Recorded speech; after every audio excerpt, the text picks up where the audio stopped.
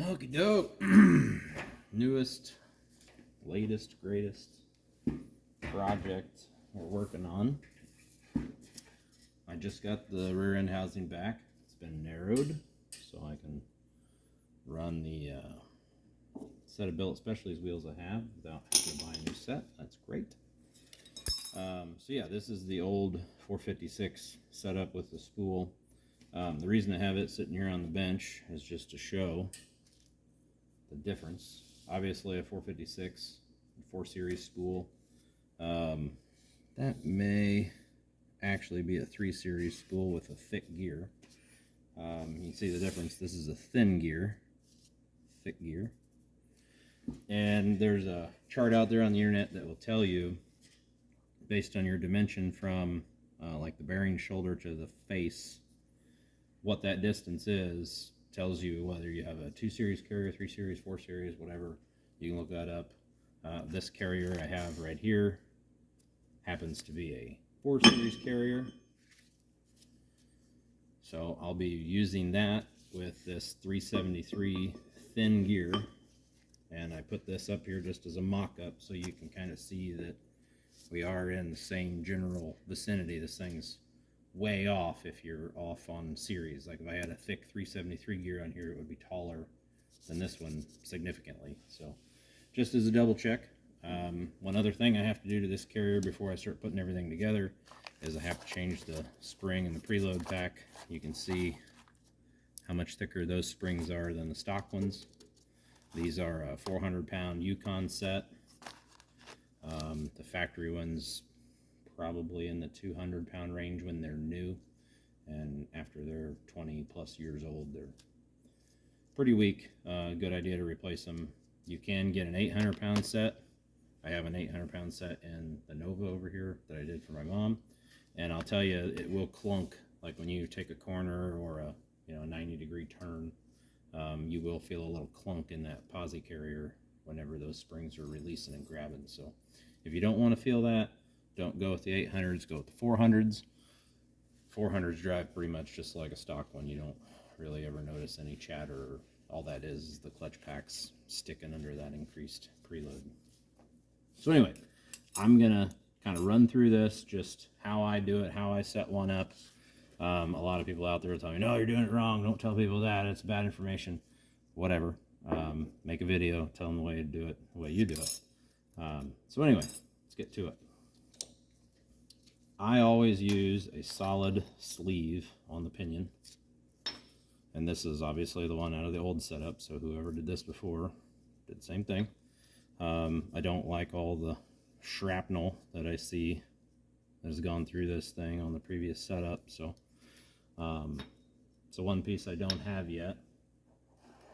All my bearings are here, my carrier shims are here. The pinion sleeve has not shown up yet, and my pinion bearing shim has not shown up yet. So I bought this also. It's the slinger that goes behind the seal. So one thing I do different than most people, and what everybody's gonna get pissed off about, is when I set up a pinion, this bearing typically has to be pulled off, pressed off multiple times to get your stack up right. What I will do with this pinion, the new one, is I will take a little bit of emery paper, I'll run my pinion nut on, and I'll spin it in my hand on a drill. And I will just let it ride until I get all the coating off of it. And you're only taking maybe half a thou off of this thing at the very most. I mean, it's very, very minimal press fit anyway. But once you get the coating off, you take off very little material, just enough to do by hand with the weight of the pinion gear sitting in, the crotch of your hand. And I will do that until I can get that pinion bearing to very, very lightly press on and pull off. And the reason I do that is because every 12 bolt I've set up is either between 18 thou and 25 thou. That's just where it's at. When I disregard the number they give you, I don't use a case spreader, I don't use the little measurer to get everything gnat's ass that they tell you. I set it up based on pattern, and it's worked out pretty well. Ring and pinion in my Malibu is over 10 years old, hundreds and hundreds and hundreds of launches at the track, never failed a gear. This works, I will say, flawlessly. I haven't had any issues with it. I'll continue to do it this way until I have a problem with it. That's what everybody's gonna get pissed off about. They're gonna say you're gonna spin the bearing on the pinion shaft and it's gonna wreck it and it's gonna be trash and all this shit. So, question for those guys: the outer pinion bearing is always a slip fit. It's always, always, always, always any you've ever taken apart. Yeah, sometimes you got to tap the pinion a little bit to get it out, but the same concept applies, inner bearing to outer bearing. I don't have to press that bearing on, so you just have to set it on straight. So we use the same concept for the inner bearing, and with that inner bearing being loose-ish, you have the ability to go back and redo your stack up without pulling that bearing off, getting another bearing, possibly damaging it when you pull it off, yada, yada, yada. So anyway, that's the way we're going to set this one up. We can talk more about the solid spacer and the shim whenever I go to actually get, you know, my preload set.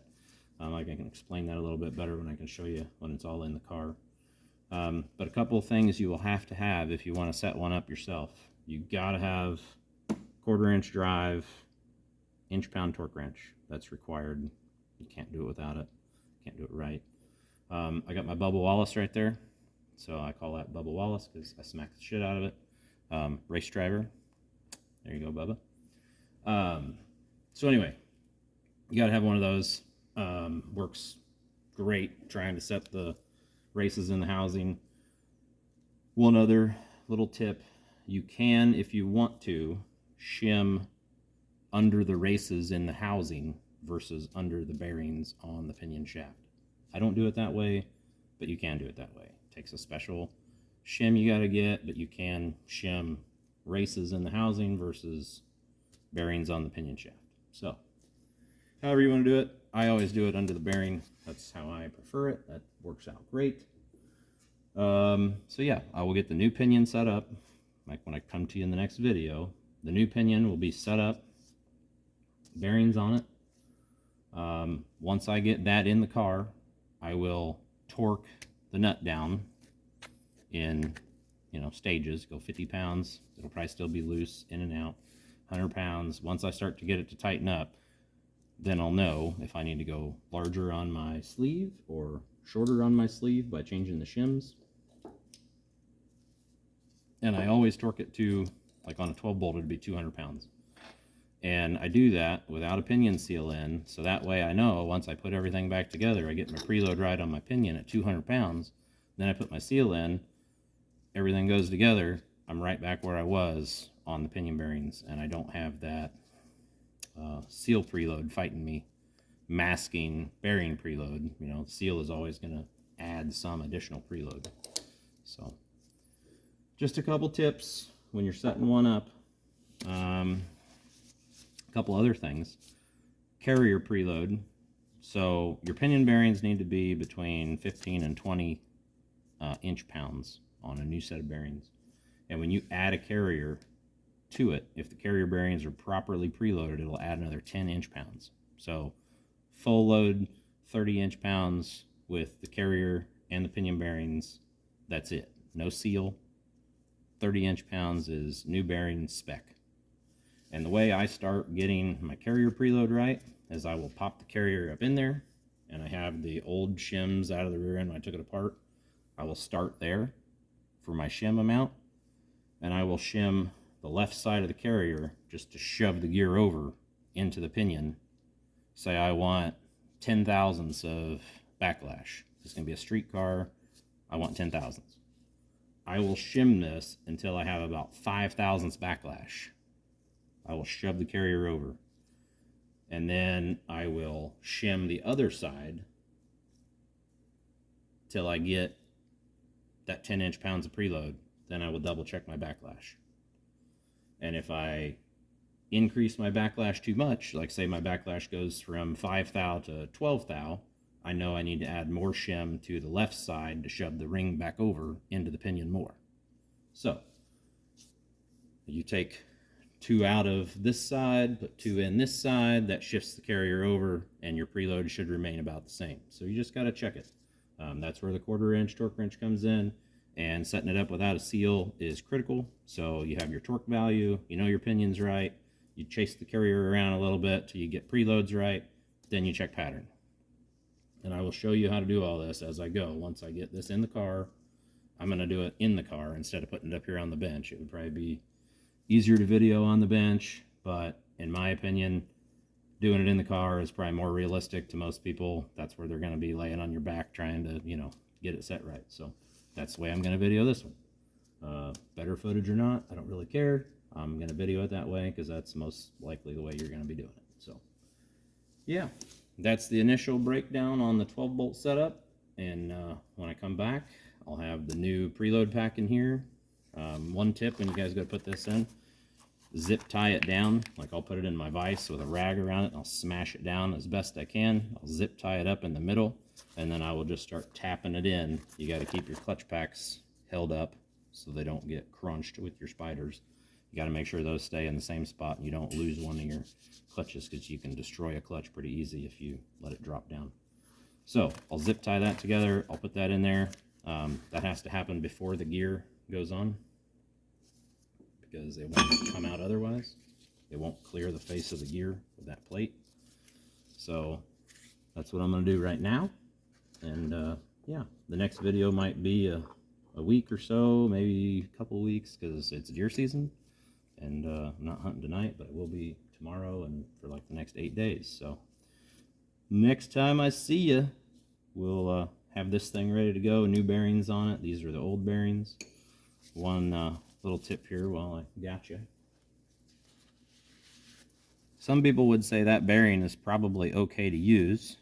Still looks good. There's no major spalling or issues with it. But when it gets cloudy like that, that bearing race is toast. So those little cloudy areas are really just pitting in that face. And this is what you see after a race sits in one spot. So like say this thing was sitting in a car without going anywhere, that staining or brunelling is actually like indentations in the face of that if you cut it and looked at it under a microscope. So when you see cloudiness in a race, it's junk. Throw it away. It's bad. And after any race runs for any amount of time, years, 10,000 miles, 50,000 miles, you'll see some of that cloudiness. And that just tells you it's going to go. If you took some vibration analysis on this thing, you would probably see a outer race defect, or probably a, you know, ball defect. They're only as good as the fluid you keep in them. So if the rear end grease gets contaminated, gets dirty, they're junk. Every bearing in it's junk. So they'll run a long time, but when you take one apart, you'll see it. So yep, we're gonna get this preload plate knocked in here, and that'll probably be about it for tonight. And I'll bring you back when I have the carrier going back in the housing and you can see a little bit of this take shape. So I got this bad boy propped up for you. Now, I propped it up to keep the spider gears back, keep them against the clutch packs a little bit, makes it a little easier. Here is the zip tied new pack. Be careful with that, obviously. Don't drop it, jar it. May go flying on you.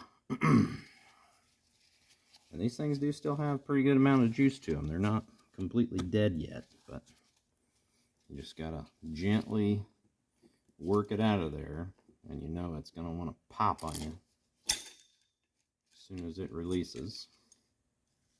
There we go. Spiders and clutches stayed where they're supposed to. This bad boy, just like that. It's easy.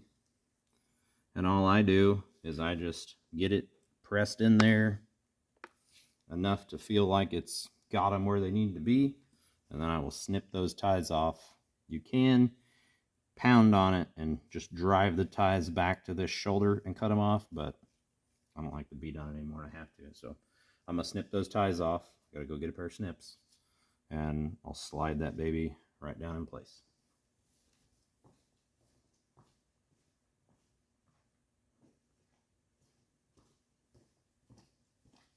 Ideally, without it jumping out and hitting me in the face.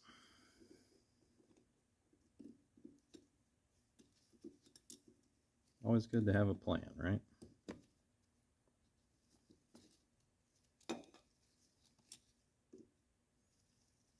Gotta get it right down on the first one. Okay, change of plans.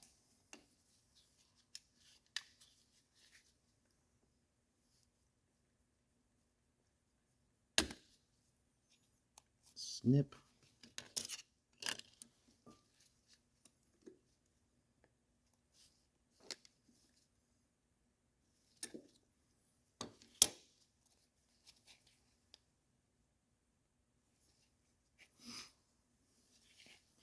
What a little bastard.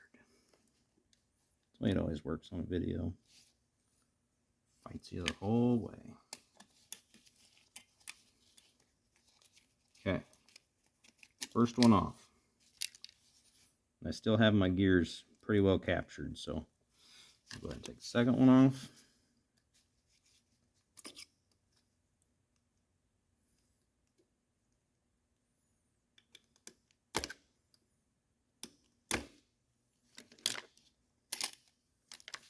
A little more in there. Now we're home free. This is by far the easiest way to do it.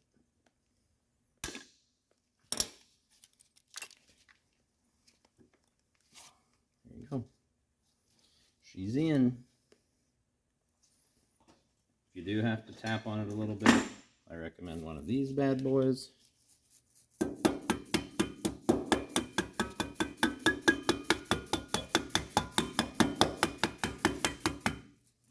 you go. There she be. And all you do is tap that in until you can drop the cross shaft back in. Cross shaft goes in one way. The hole is obviously on your bolt side. And you got to make sure your gears, and there's usually little thrust bushings in there that locate them properly. Make sure they're in the right location. Not into that side gear yet. A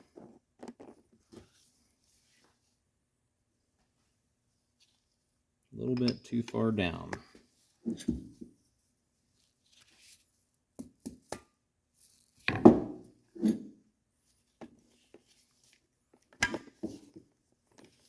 we go. Should never have to pound on these things. You might have to tap them a little bit and get things kind of seated and squared up, but if you really got to start beating on them, you need to stop and see what's going on, because they shouldn't take a lot of force. Should be able to move it by hand. The 800 pounders, I've done a couple of them. They're not fun. That's it. One thing, yeah, there's a, whatever it is, if it's like 18 foot-pounds or something on this little thing, it's not a lot of torque. I usually don't torque them, but I'll clean it real good when I final assemble everything. Clean the hole out, brake cleaner, and blue Loctite on that. So for now, it's just going to get run down, but not torqued, to keep everything where it needs to be.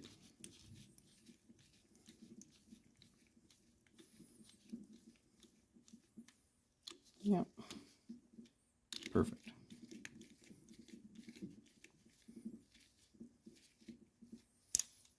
Okay. Old plate, old springs. Those 400-pound springs, you can barely even move them. So they're pretty tight compared to the factory ones. This will go in my spare parts box, just in case. Ever want to put one back together with that? Probably not. Okay, pretty simple. We're about ready to build a 12 bolt and get some axles ordered. So I guess if you've never had to knock races out of a housing before, I'll show you real quick. Like I said, this housing just got narrowed. Took about 3.5 inches out of each side. Had the jig on, or had it in the jig, and everything's straight. It was about 1/8 inch out, is what my chassis guy said.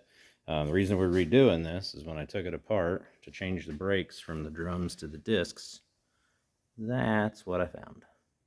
So I want to say, or the previous owner said, these are old Smith Brothers axles, so served their purpose, lived a long life. Junk. So knocking the race out. See that little channel right there? I use an aluminum punch. Get right down in there on that channel. It's hard to see, but I don't like to use a steel punch with these. I like aluminum or brass, just so you don't take a chance at damaging the housing if you have a race that's a pain to get out. But yeah, you set it right on there and give her some wax with the old hammer, like you'll see here in a second, and it falls right out. Get my little tripod set where I want it. Yeah, thereabouts. Gotta make sure you're on the edge of it. Kind of hear the tone change, it starts moving.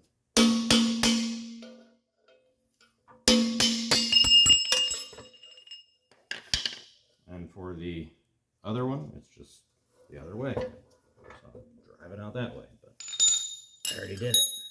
So there's your two races. Not great till they ate some debris. Might not be the easiest to see, but pretty evenly clouded all the way across with some lines in it. That's just from debris in the oil. So yeah, we'll get this housing all cleaned up. One tip when you do clean one of these, make sure you clean inside the tubes really well. I use a toilet brush. Like, I bought a toilet brush specifically for doing these housings, and it works great. You just put it on a broomstick and you can run it all the way in through the housing, both sides. Dawn dish soap, hot water, pressure washer. You want these things as clean as you can possibly get them. So might take 3 or 4 rounds. I will oven cleaner degreaser the entire exterior of the housing, wash it, then do all the interior stuff, oil it all up, and then I'll start putting races in. And yeah, the next video you see, this thing will be all painted up, new races, cleaned, ready to rip.